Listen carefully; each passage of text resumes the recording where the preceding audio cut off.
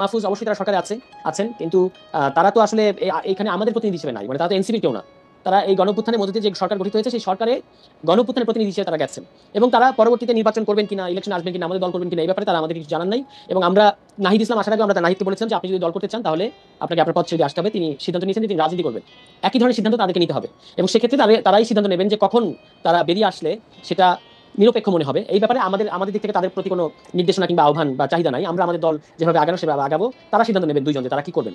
আর যেটা নাহিদের যে কথাটাকে আপনি বলেছেন যে বিএনপি দ্বারা প্রভাবিত, এটা কিন্তু আমি নিজে বিভিন্ন জায়গায় গিয়ে দেখেছি যেটা কিরকম নির্মম সত্য। একটা ওয়ার্ড কমিটির সভাপতি বিএনপি, তার যে পরিমাণ ইনফ্লুয়েন্স ইভেন অফিসে, যেভাবে তারা কাজগুলো মানে বৈধ অবৈধ উপায়ে নিয়ে যায় এবং এক ধরনের ত্রাসের একটা রাজত্ব তারা কায়েম করেছে এই ওসি, এসপি, ডিসি এবং ইউএনও, বিশেষত এই আরো আছে এসি ল্যান্ড সহ উপজেলা নির্বাহী অফিসার, সড়কের যে বিভিন্ন অফিসার, এই যে স্থানীয় পর্যায়ে একটা জেলায় যে সমস্ত সরকারি অফিস বা রাষ্ট্রীয় দপ্তর আছে সেখানে দোর্দণ্ড প্রতাপ এখন এই মুহূর্তে বিএনপি। না, আপনার কাছে এটা মনে হয় না তুষার, এটা এমন মনে হয় না যে এটা এমনও হতে পারে যে ওয়ার্ড পর্যায়ে যিনি আসলে কাজটি নিয়ে যাচ্ছেন বা যে কন্ট্রাক্টর কাজটি নিয়ে যাচ্ছেন তিনি অনেকদিন ধরে কন্ট্রাক্টর হিসাবে আছেন, 10 বছর 15 বছর। না, সেরকম না। আমাদের কাছে তো এনসিপি তো খুবই প্রকাশ করেছে, এনসিপি তো না এটা হতাশাও প্রকাশ করেছেন আমাদের কাছে কেউ যে এটা তারা এক ধরনের চাপ প্রয়োগ করে নিয়ে যাচ্ছে বা সাংগঠনিক যে তাদের শক্তি আছে এটা দেখিয়ে তারা নিয়ে যাচ্ছে। তো এই জিনিসগুলো হচ্ছে এবং আমাদের কাছে কিন্তু অনেকে বলছেন যে অসহায়ত্ব প্রকাশ করেছেন অনেকে। কিন্তু আপনারাও তো ফোন করে চিফ জুডিশিয়াল ম্যাজিস্ট্রেট চেঞ্জ করে দিচ্ছেন, আপনারা ফোন করে ইউএনও কে হুমকি ধামকি দিচ্ছেন, আপনারাও তো ফোন করে অনেক কিছু করছেন। জনাব সারাওয়ার তুষার, আমি যেহেতু আপনাদেরকে এটা যারা এটা করেছেন যে তাদের আসলে তাদের ভাষণটা আমি শুনতে পারবো না, সেজন্য তাদের নাম বলতেছি না, কিন্তু আপনি নিশ্চয়ই জানেন যে এরকম ঘটনাও ঘটতেছে এবং একটা দুটা না কিন্তু। এবং আমি নিজে কিন্তু দেখতেছি যে বিভিন্ন জায়গায় গিয়ে আপনাদেরও যথেষ্ট ইনফ্লুয়েন্স আসে এনসিপিরও সরকারি অফিসারদের উপরে। না, এটা আমি সেরকম পাইনি। আমি শুধু নরসিংদী না, আমি বিভিন্ন জায়গায় যাচ্ছি, আমাদের সংগঠনের তরফ থেকে যাচ্ছি, সেখানে আমাদেরকে পদ্ধতিগতভাবে অসহযোগিতা করার একটা প্রক্রিয়া দেখা যাচ্ছে। এটা কি ইদানিং আপনারা দল করার পরে ইদানিং 102 সপ্তাহে এনসিপি হওয়ার পর থেকেই হওয়ার পর থেকে কিন্তু আমাদের যে খুব বেশি, যেহেতু আমাদের কমিটি নাই এবং আমাদের কেন্দ্রীয় নেতা বিভিন্ন জেলায় আছে, তো তারা গেলে যে এমন না যে একেবারেই কোনো মানে কথাবার্তা বলছেন না, তারা একটা হাসি মুখে শুকনো হাসি দিয়ে আমাদের সাথে কথাবার্তা বলেন, কিন্তু খুব যে ইনফ্লুয়েন্স আমাদের আছে এটা আমার কাছে তো এরকম মনে হয়নি। আমি বরং দেখেছি যে বিএনপি ধরা যাক আওয়ামী লীগের, এরকম আমি নিজে দেখেছি নরসিংদীতে আওয়ামী লীগে তো একজনকে ধরিয়ে দেওয়া হয়েছে, জনগণ ধরিয়ে দিয়েছে, তার বিরুদ্ধে সুস্পষ্ট অভিযোগ আছে ফৌজদারি অপরাধের, বিএনপি নেতা চাপ দিয়ে তাকে ছাড়িয়ে নিয়ে এসেছে। এরকম একাধিক ঘটনার উদাহরণ নরসিংদীতে আছে, অন্যান্য জায়গায় তো আছে। এবং কলকারখানা, যেমন ধরুন আজকে একটা রিপোর্ট প্রকাশিত হয়েছে, মঈন খান সাহেবের যিনি পিএস মিল্টন, তিনি 128টা কারখানা পলাশের থেকে চাঁদাবাজি করছেন। তো এটা তো আর কোনো ইজারা কিংবা বৈধ উপায় কিছু করছেন না, এটা নিয়ে নিউজ হয়েছে কিন্তু আজকে আমি আপনাকে পাঠাতে পারবো।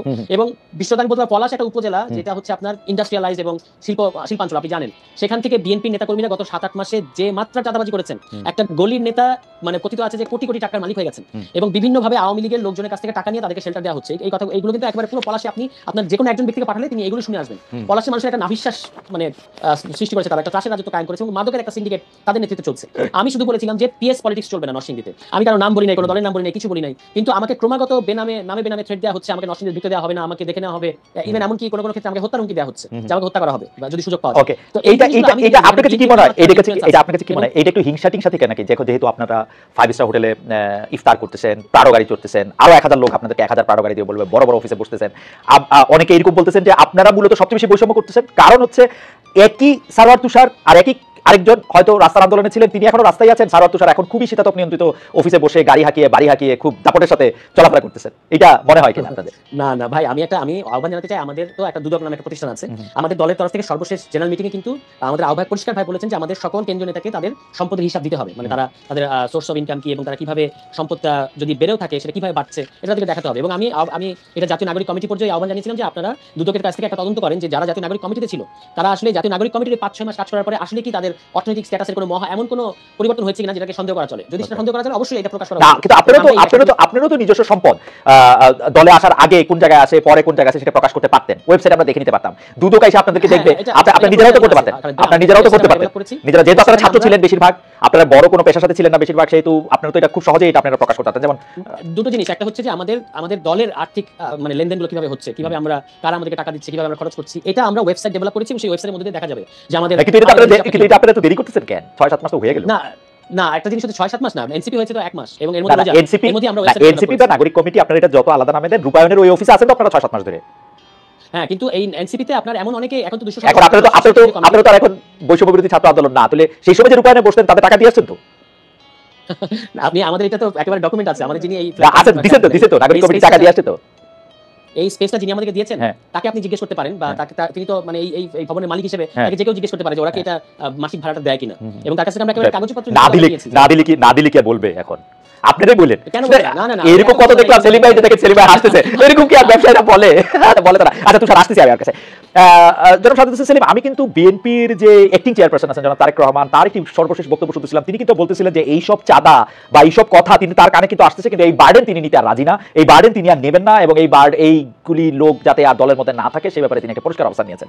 আমার কাছে মনে হয় যে তার অবস্থাটা ঠিক, কিন্তু আমার কাছে যেটা মনে হয় বিএনপি বা 12 দলীয় জোট এরা কি সাংগঠনিকভাবে এত শক্তিশালী যে এই স্থানীয় পর্যায়ে যে চাঁদার কথা তুষার কিছুটা বললেন, আমি কিছুটা জেনেছি, এইটা কি আসলে ঠিক, মানে তাদের কি উপরে কি কোনো কন্ট্রোল আছে আপনাদের কারো, বা মানে আপনি কি চাইলেই কোনো একটা চাঁদা নেওয়া বন্ধ করতে পারবেন আসলে? না, দেখুন এখানে যে ব্যাপারটা ঘটেছে সেটা হলো যে চাঁদার ব্যাপারটা এটা খুব মুখরোচক এবং খুব মানে খুব বেশি বলা হচ্ছে আর কি। যতটা চাঁদা নেওয়া হচ্ছে তার থেকে বেশি চাঁদাবাজ হিসেবে বিএনপিকে চিহ্নিত করার জন্য একটা চক্রান্ত চলছে, অথবা মনে করেন 5 টাকা চাঁদা নেওয়া হচ্ছে, 50 টাকা এটা 50 টাকা বলা হচ্ছে, এরকম কি?